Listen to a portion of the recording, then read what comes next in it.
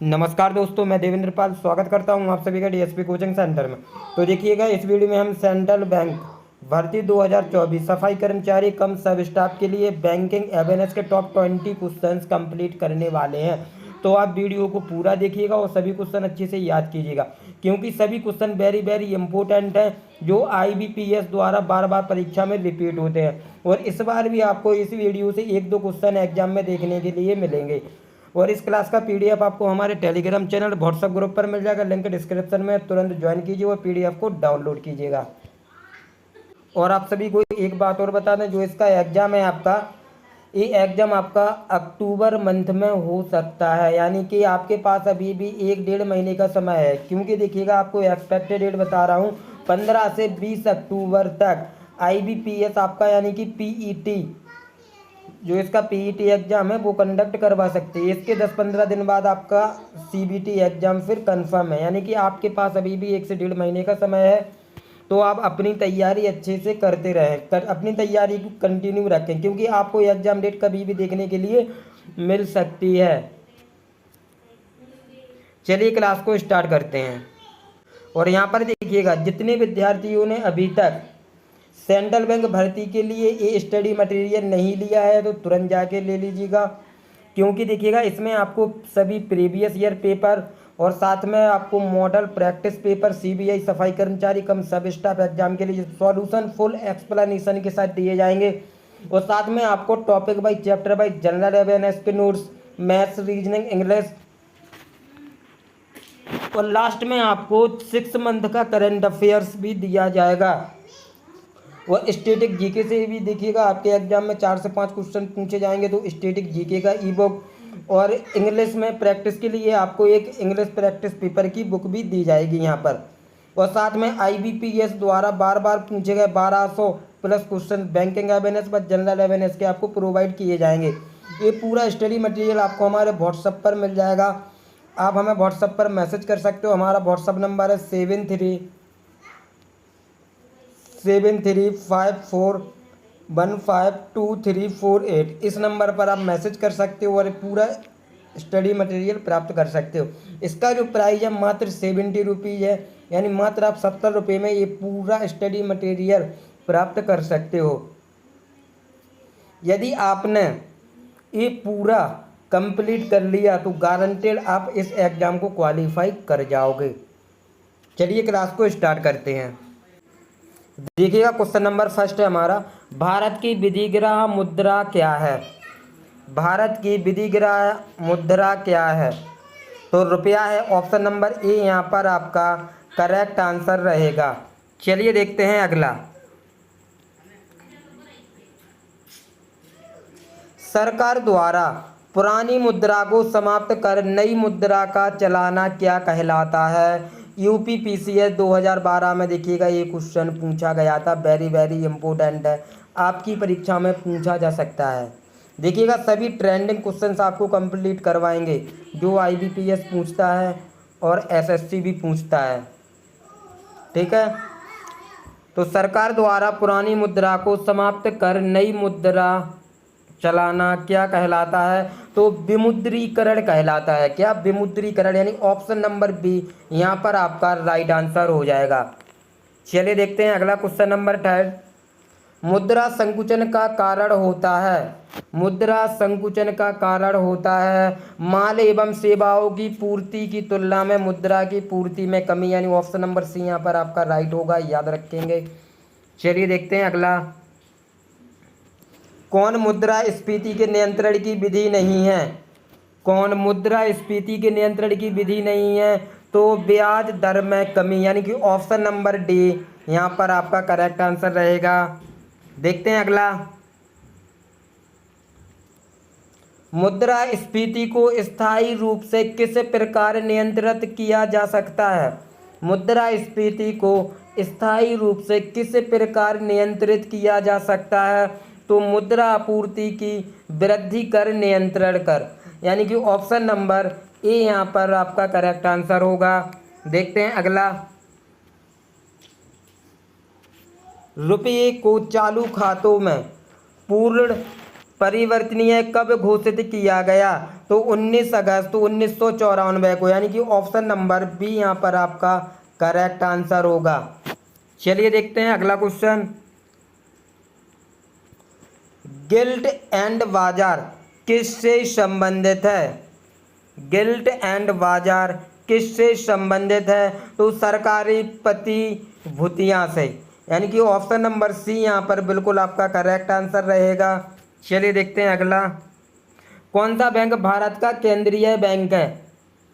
कौन सा बैंक भारत का केंद्रीय बैंक है? तो रिजर्व बैंक ऑफ इंडिया, यानी कि ऑप्शन नंबर डी आपका करेक्ट आंसर होगा यहाँ पर। और देखिएगा इस क्लास का पीडीएफ आपको हमारे टेलीग्राम चैनल व्हाट्सएप ग्रुप पर मिल जाएगा, तो तुरंत ज्वाइन कीजिएगा। यदि आप सीबीआई सफाई कर्मचारी की तैयारी कर रहे हैं तो वहाँ पर आपके सभी डाउट क्लियर किए जाएंगे। क्वेश्चन नंबर 9, मध्य प्रदेश में करेंसी प्रिंटिंग प्रेस कहाँ है? मध्य प्रदेश में करेंसी प्रिंटिंग प्रेस कहाँ है? तो देवास में है, बिल्कुल याद रखना है आपको। कहाँ है? देवास में। आपकी परीक्षा में पूछा जा सकता है। Option number A right answer रहेगा। स्टेट बैंक ऑफ इंडिया पहले किस नाम से जाना जाता था? तो इंपीरियल बैंक ऑफ इंडिया के नाम से जाना जाता था, यानी कि ऑप्शन नंबर बी यहाँ पर राइट आंसर होगा। देखते हैं अगला। भारत में नोट जारी करने को कौन सी प्रणाली अपनाई जाती है? भारत में नोट जारी करने के लिए कौन सी प्रणाली अपनाई जाती है? एसएससी एमटीएस 2019 में एक क्वेश्चन पूछा गया था। तो न्यूनतम आरक्षित प्रणाली अपनाई जाती है, यानी कि option number C will be correct answer of this question. चलिए देखते हैं अगला। सार्वजनिक क्षेत्र के वाणिज्यिक बैंकों की सर्वाधिक शाखाएं किस राज्य में हैं? सार्वजनिक क्षेत्र के वाणिज्यिक बैंकों की सर्वाधिक शाखाएं किस राज्य में है? तो उत्तर प्रदेश में, यानी कि ऑप्शन नंबर डी यहाँ पर करेक्ट आंसर हो जाएगा। देखते हैं अगला। भारतीय स्टेट बैंक यानी कि एसबीआई का मुख्यालय कहाँ है? तो मुंबई में है। ऑप्शन नंबर ए यहाँ पर आपका करेक्ट आंसर होगा। भारत में सबसे पहले किसने म्यूचुअल फंड आरंभ किया, यानी कि प्रारंभ किया? भारत में सबसे पहले किसने म्यूचुअल फंड प्रारंभ किया? तो यूटीआई ने, यानी कि ऑप्शन नंबर बी यहाँ पर करेक्ट आंसर होगा। देखते हैं अगला। भारतीय जीवन बीमा निगम की स्थापना किस वर्ष से की गई थी? तो 1956 में की गई थी, यानी ऑप्शन नंबर सी यहाँ पर आपका करेक्ट आंसर होगा। देखते हैं अगला। बीमा विनियामक एवं विकास प्राधिकरण का मुख्यालय कहाँ है? बीमा विनियामक एवं विकास प्राधिकरण का मुख्यालय कहाँ है? तो हैदराबाद में है, यानी कि ऑप्शन नंबर डी यहाँ पर आपका करेक्ट आंसर होगा। देखते हैं अगला। आरएन मल्होत्रा समिति ने किस क्षेत्र से संबंधित सुधारों के लिए रिपोर्ट प्रस्तुत की थी? तो बीमा क्षेत्र, यानी कि ऑप्शन नंबर ए यहाँ पर करेक्ट आंसर होगा। भारत में मुद्रा जारी करने का एकमात्र अधिकार 1 रुपये के सिक्कों तथा नोटों को छोड़कर निम्नलिखित में से किसके पास है? तो भारतीय रिजर्व बैंक के पास है, यानी कि ऑप्शन नंबर बी यहाँ पर आपका करेक्ट आंसर है। देखते हैं अगला। क्वेश्चन नंबर 19, निम्नलिखित में से किसको वास्तविक मजदूरी यानी कि वेतन का प्रमुख निर्धारित माना जाता है? तो ऑप्शन नंबर सी मुद्रा की क्रय शक्ति। देखते हैं अगला।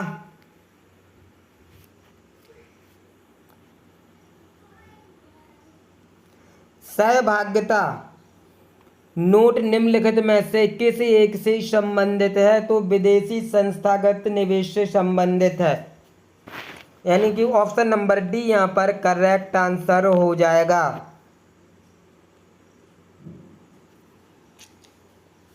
तो देखिएगा इस वीडियो में हम टॉप 20 क्वेश्चंस कंप्लीट कर चुके हैं जिनकी 100% संभावना है एग्जाम में पूछे जाने की। तो आप इन 20 क्वेश्चंस को अच्छे से याद करके जाएं और इसका पीडीएफ आपको हमारे टेलीग्राम चैनल व्हाट्सएप ग्रुप पर मिल जाएगा, लिंक डिस्क्रिप्शन में दे रखा है, तो वहां से आप डाउनलोड कर सकते हो। और देखिएगा आप थोड़ा और पैसेंस रखिएगा 1 से 1.5 महीने का, क्योंकि देखिएगा यहाँ पर 100% चांसेस बनते हैं कि जो आपका एग्ज़ाम है वो अक्टूबर मंथ में कंडक्ट करवाया जाए। क्योंकि देखिएगा आईबीपीएस के पास जितने भी एग्ज़ाम थे वो देखिएगा सभी समाप्त हो चुके हैं। अभी केवल एक यही सीबीआई का एग्ज़ाम बचा हुआ है। तो आशा है कि जो ये आपका एग्ज़ाम है ये अक्टूबर मंथ में होगा। देखिएगा आपको यहाँ पर अक्टूबर में कुछ ना कुछ नोटिस ज़रूर मिलेगा, एग्ज़ाम डेट से रिलेटेड कुछ ना कुछ नोटिस ज़रूर आएगा। तो आप सभी वेट करते रहें, अपनी तैयारी करते रहें। और यदि आपने एक कंप्लीट पीडीएफ डाउनलोड नहीं किया है तो आप हमें व्हाट्सएप पर मैसेज कर सकते हो, वहाँ से पूरा स्टडी मटेरियल आप सीबीआई सफाई कर्मचारी या फिर सब स्टाफ के लिए ले सकते हो। यदि आपने ये पूरा कंप्लीट कर लिया तो आपके 100% चांस है कि आप एग्ज़ाम को क्वालिफाई इजीली कर जाओगे, क्योंकि सभी देखिएगा स्पेशली तरीके से तैयार किया गया है सीबीआई एग्जाम के लिए, सब स्टाफ व सफाई कर्मचारी के लिए। चलिए, अगर वीडियो अच्छी लगी हो वीडियो को लाइक शेयर कमेंट जरूर करें, चैनल पर नए हो चैनल को सब्सक्राइब कर लें ताकि आने वाली वीडियोज़ का नोटिफिकेशन आप सभी को मिलता रहे। मिलते हैं नेक्स्ट वीडियो में। जय हिंद, जय भारत, बेस्ट ऑफ लक।